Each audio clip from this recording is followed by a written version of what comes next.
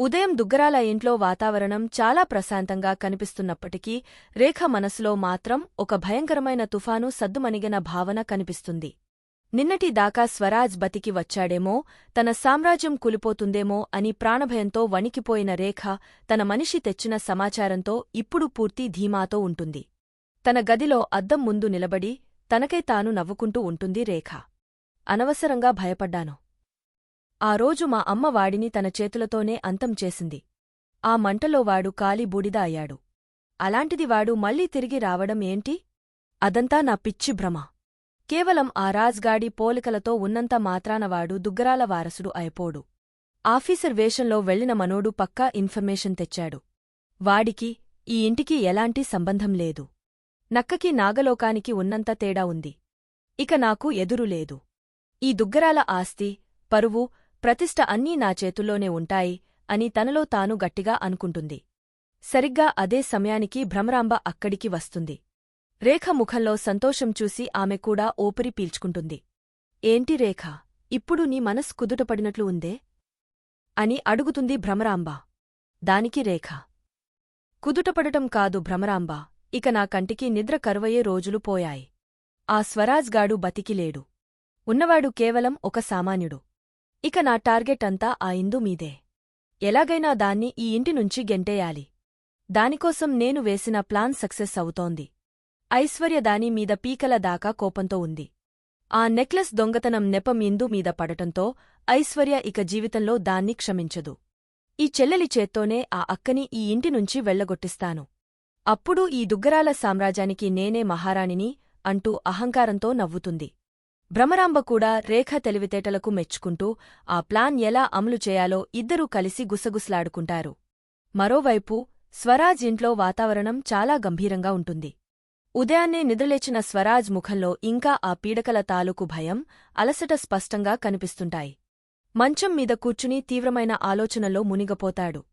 తలకు చేతులు ఆనించుకుని కలలో కనిపించిన ఆ దృశ్యాలను మళ్లీ మళ్లీ గుర్తుచేసుకునే ప్రయత్నం చేస్తాడు. మంటలో ఒక కారు. ఎవరో తనని ఎత్తుకుని పరిగెత్తడం. ఒక పెద్ద బంగ్లా.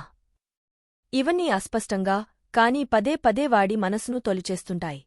అంతలో అక్కడికి కాఫీ తీసుకొచ్చిన లక్ష్మి వాడి పరిస్థితి చూసి కంగారు పడుతుంది. తన చేతిలోని కాఫీ కప్పును టేబుల్ మీద పెట్టి స్వరాజ్ తల నిమురుతూ, ఏంటి నాన్నా? మళ్ళీ అదే కలా?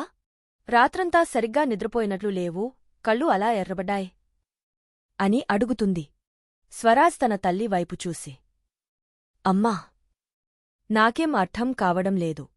ఒకే కల వారం రోజుల్లో 3 సార్లు ఎందుకు వస్తుంది?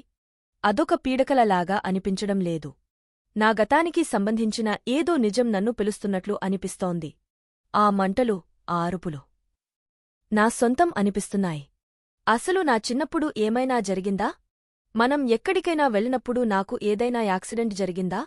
నిజం చెప్పు అమ్మా అని చాలా ఎమోషనల్గా అడుగుతాడు. ఆ మాటలకు లక్ష్మీ గుండె ఒక్కసారిగా ఆగపోయినంత పని అవుతుంది. కళ్లలో నీళ్లు తిరుగుతాయి, కాని వాటిని దాచుకుంటూ. ఏం మాట్లాడుతున్నావురా? నీకు యాక్సిడెంట్ జరగడం ఏంటి? నువ్వు నా కడుపున పుట్టిన బిడ్డవి. చిన్నప్పటినుంచి నిన్ను కంటికి రెప్పలా ఎలా పెంచుకున్నామో నీకు తెలుసు కదా. ఇదంతా నీ పని ఒత్తిడి వల్ల వస్తున్న కలలు. అంతకు మించి ఏమీ లేదు. పిచ్చి పిచ్చి ఆలోచనలు మాని ప్రశాంతంగా ఉండు అని చెప్పి అక్కడినుంచి గబగబా బయటకు వచ్చేస్తుంది. బయట ఉన్న భర్త దగ్గరికి వెళ్లి కన్నీళ్లు పెట్టుకుంటుంది. చూశారా? వాడు అడుగుతున్న ప్రశ్నలకు నేను సమాధానం చెప్పలేకపోతున్నాను. వాడి గతం వాడిని వెంటాడుతోంది.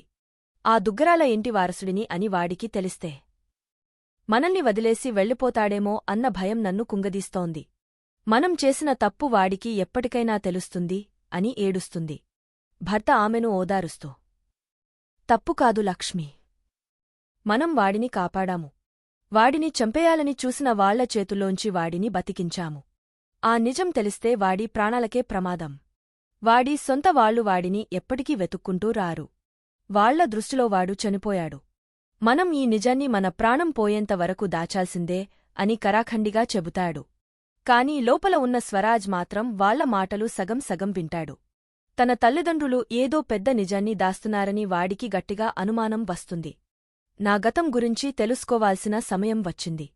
ఈ కలల వెనుక ఉన్న నిజం ఏంటో నేనే కనిపెట్టాలి అని మనసులో దృఢంగా నిశ్చయించుకుంటాడు. ఇదే సమయంలో దుగ్గరాల ఇంట్లో ఐశ్వర్య పరిస్థితి అగమ్యగోచరంగా మారుతుంది. రాకేష్ ఇచ్చిన డెడ్లైన్ ఆమెను పిచ్చెక్కిస్తుంది. 2 రోజుల్లో డబ్బులు కట్టకపోతే తన పరువు రోడ్డున పడుతుందని భయంతో వణికిపోతుంది. గదిలో అటూ ఇటూ పచార్లు చేస్తూ గోళ్లు కొరుక్కుంటూ తీవ్రమైన టెన్షన్లో ఉంటుంది. అప్పు తీర్చడానికి ఒక నెక్లెస్ అమ్మి డబ్బులు ఇచ్చినా రాకేష్ కక్కుర్తి తీర్లేదు, ఇంకా అడుగుతున్నాడు. ఇప్పుడు ఏం చేయాలి? ఇంట్లో మళ్లీ దొంగతనం చేస్తే దొరికిపోవడం ఖాయం. కాని వేరే దారి లేదు. ఈ ఆలోచనలో ఉండగానే ఐశ్వర్య గదిలోకి రేఖ వస్తుంది. ఐశ్వర్య భయపడుతున్న తీరును చూసి రేఖ తన ప్లాన్ను అమలు చేయడం ప్రారంభిస్తుంది. చాలా ప్రేమగా నటిస్తూ ఐశ్వర్య దగ్గరికి వెళ్ళి, ఏంటి ఐశ్వర్య, ముఖం అలా పెట్టుకున్నావు? రాత్రంతా నిద్రపోలేదా? ఆ ఇందు అన్న మాటల గురించి ఆలోచిస్తున్నావా? అని నెమ్మదిగా మాట కలుపుతుంది. ఐశ్వర్య కంగారుగా, అలాంటిదేం లేదు ఆంటీ అంటుంది. రేఖ నవ్వుతూ, నా దగ్గర దాచుకు ఐశ్వర్య, నీకు డబ్బు అవసరం ఉందని నాకు తెలుసు. నీకు ఏదో సమస్య ఉంది. ఆ నెక్లెస్ తీసింది కూడా నువ్వే అని నాకు తెలుస్సు అని ఒకేసారి బాంబు పేలుస్తుంది. ఆ మాట వినగానే ఐశ్వర్య గుండె ఆగపోయినంత పనవుతుంది. భయంతో రేఖ కాళ్లమీద పడిపోవడానికి వెళ్తుంది.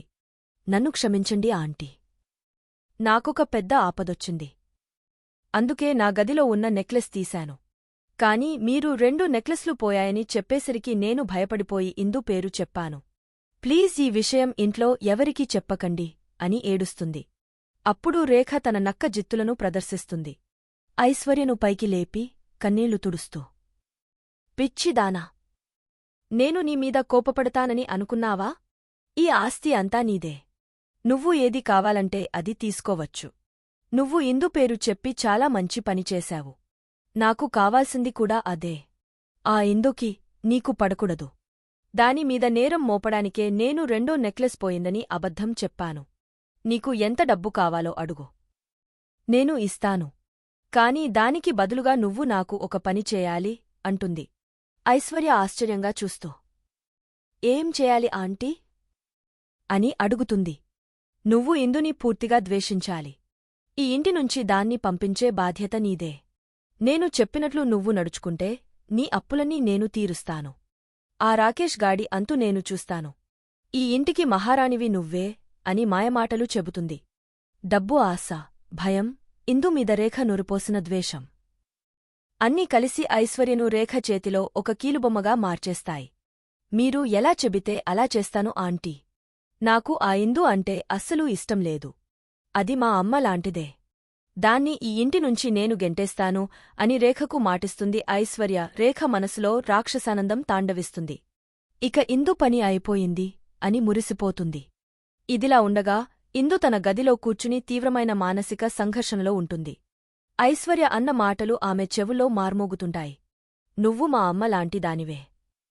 ఆస్తి కోసమే వచ్చావు అన్న మాటలు ఆమె హృదయాన్ని బాకులా గుచ్చుకుంటాయి. తన చెల్లెలు తనను ఇంతలా అపార్థం చేసుకుంటున్నందుకు ఇందు కన్నీరు మున్నీరుగా ఏడుస్తుంది. నేను ఈ ఇంటికి ఆస్తి కోసం రాలేదు, నా తల్లికి జరిగిన అన్యాయాన్ని ఎదిరించడానికి వచ్చాను.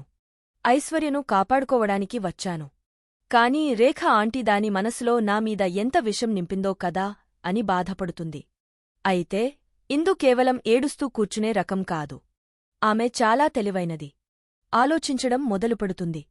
ఐశ్వర్య ఒకటే నెక్లెస్ తీసుకున్నానని నాతో చెప్పింది. కాని రేఖ ఆంటీ మాత్రం 2 పోయాయని గొడవ చేసింది. ఐశ్వర్య దొంగతనం చేసిందన్న నిజం తెలిసి నామీద ఎందుకు నెపం నెట్టింది? అంటే రేఖ ఆంటీ ఐశ్వర్యను నామీద ఉసుగొల్పడానికి ఈ నాటకం ఆడుతోందా? అసలు ఆ 2 నెక్లెస్ ఎక్కడ ఉంది అని ఇందుకి అనుమానం వస్తుంది. ఎలాగైనా ఆ 2 నెక్లెస్ సంగతి తేల్చాలని నిర్ణయించుకుంటుంది. రేఖ ఇంట్లో లేని సమయం చూసి ఇందు నెమ్మదిగా రేఖ గదిలోకి ప్రవేశిస్తుంది. గది అంతా వెతుకుతుంది. బీరువా తెరిచి చూస్తుంది. ఎక్కడా ఏమీ కనిపించదు.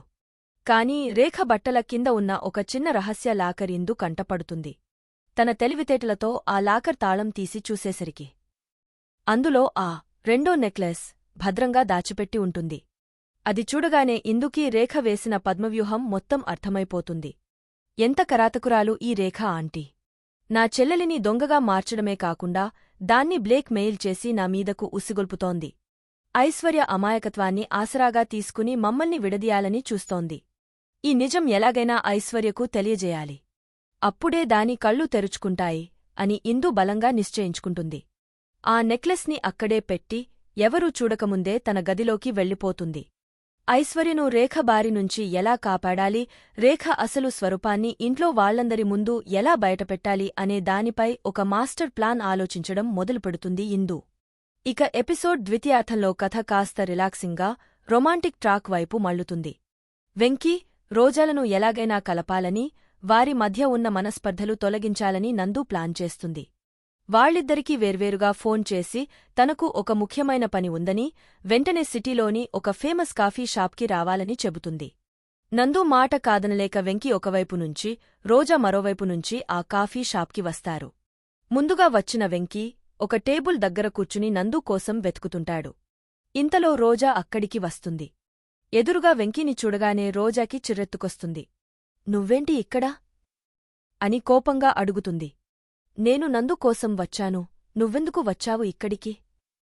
అని వెంకీ కూడా అంతే ధీటుగా బదులిస్తాడు. ఇద్దరికీ అర్థమవుతుంది నందు కావాలనే తమ ఇద్దరినీ ఇక్కడికి రప్పించిందని. నందుకి ఫోన్ చేస్తే ఆమె స్విచ్ ఆఫ్ చేసి పెట్టుకుంటుంది. దూరంగా ఒక మూల నుంచి వీళ్ళిద్దరినీ చూస్తూ నందు ముసిముసి నవ్వులు నవ్వుకుంటూ ఉంటుంది. ఇద్దరికీ కోపం వచ్చినా పబ్లిక్ ప్లేస్ కావడంతో చేసేది లేక ఒకే టేబుల్ దగ్గర ముఖాలు తిప్పుకుని కూర్చుంటారు. చాలాసేపు ఇద్దరి మధ్య నిశ్శబ్దం. కాఫీ వస్తుంది. కాఫీ తాగుతూ నెమ్మదిగా ఇద్దరి మధ్య మాటలు మొదలవుతాయి. రోజా తన కోపాన్ని అదుపు చేసుకోలేక గతంలో వెంకీ చేసిన ఒక పనిని తప్పుబడుతూ గొడవకు దిగుతుంది. వెంకీ కూడా మొదటిసారి చాలా ఓపిగ్గా తన సైడ్ ఉన్న నిజాన్ని వివరిస్తాడు. నువ్వు నన్ను ఎప్పుడూ అపార్థం చేసుకుంటావు రోజా. ఆ రోజు నేను అలా చేయడానికి కారణం ఇది అంటూ అసలు నిజాన్ని వివరిస్తాడు. ఆ నిజం విన్న రోజాకి తాను ఇన్నాళ్లు వెంకిని అనవసరంగా తప్పుబట్టానని అర్థమవుతుంది. ఆమె ముఖంలో కోపం పోయి కొంచెం గిల్ట్, కొంచెం ఆరాధన కనిపిస్తాయి. ఇద్దరి మధ్య ఉన్న ఆ మంచు కరిగపోయి ఒకరి కళ్లలో ఒకరు చూసుకుంటారు. ఆ క్షణం బ్యాక్గ్రౌండ్లో ఒక మంచి రొమాంటిక్ మ్యూజిక్ వస్తుంది.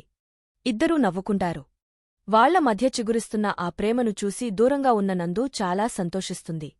చివరికి నా ప్లాన్ వర్కవుట్ అయింది. వీళ్ళిద్దరినీ ఇలా చూస్తుంటే ముచ్చటేస్తోంది అని అనుకుంటుంది. ఈ ట్రాక్ ప్రేక్షకులకు కాస్త రిలీఫ్ని, ఎంటర్టైన్మెంట్ని ఇస్తుంది. కానీ ఎపిసోడ్ ముగింపు మాత్రం ఎవరూ ఊహించని విధంగా ఒక హై వోల్టేజ్ ట్విస్ట్తో ఉండబోతోంది. తన గతం గురించి తెలుసుకోవాలన్న కసితో స్వరాజ్ బైక్ వేసుకుని బయటకు వస్తాడు. తన పాత జ్ఞాపకాలను వెతుక్కుంటూ తనకు కల్లో వచ్చిన దృశ్యాలకు సంబంధించిన ఆధారాలు ఏమైనా దొరుకుతాయేమో అని సిటీ మొత్తం తిరుగుతుంటాడు. ఆలోచనలో పడి బైక్ నడుపుతున్న స్వరాజ్ ఒక గుడి దగ్గర క్రాసింగ్ వద్ద సడంగా బ్రేక్ వేస్తాడు. సరిగ్గా అదే సమయానికి ఇందు గుడిలో దేవుడికి దండం పెట్టుకుని రేఖ మీద ఎలా పోరాడాలో దేవుడి ఆశీస్సులు తీసుకుని బయటకు వస్తుంటుంది. స్వరాజ్ బైక్ ఇందుని స్వల్పంగా రాసుకుంటూ వెళ్తుంది. ఇందు బ్యాలెన్స్ తప్పి కింద పడబోతే స్వరాజ్ వెంటనే బైక్ మీద నుంచి దిగి ఇందుని పట్టుకుంటాడు. ఇద్దరి కళ్ళు కలుస్తాయి. ఆ క్షణం ఇద్దరి మధ్య ఏదో తెలియని ఒక బలమైన ప్రకంపన, వైబ్రేషన్ కలుగుతుంది. ఇందు కళ్లలో స్వరాజ్కి తన గతం తాలూకు ఏదో నీడ కనిపించినట్లు అనిపిస్తుంది. ఇందుకి కూడా స్వరాజ్ని చూడగానే ఈ ముఖం నాకు ఎక్కడో పరిచయం ఉన్నట్లుందే. అచ్చం మా బావ రాజ్ పోలికలతో ఉన్నాడేంటి అనే భావన కలుగుతుంది. ఇద్దరూ ఒక 5 సెకన్ల పాటు అలానే చూసుకుంటారు. తర్వాత ఇందు తేరుకుని ఏంటి చూసుకుని నడపలేరా? కళ్ళు ఎక్కడ పెట్టుకున్నారు? అని కొంచెం కోపంగా అంటుంది. స్వరాజ్ కూడా తన ఆలోచనల నుంచి బయటకు వచ్చి సారీ అండీ, నేను ఏదో ఆలోచనలో ఉండి గమనించలేదు. దెబ్బ ఏమైనా తగిలిందా? అని చాలా మర్యాదగా అడుగుతాడు.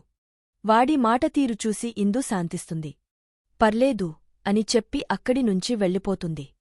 ఇందు వెళ్తుంటే స్వరాజ్ అలానే చూస్తుండిపోతాడు. తనకి తెలియకుండానే వాడి గుండె వేగం పెరుగుతుంది. ఎవరు ఈ అమ్మాయి? తనని చూస్తే ఎందుకంత పరిచయం ఉన్నట్లు అనిపిస్తోంది?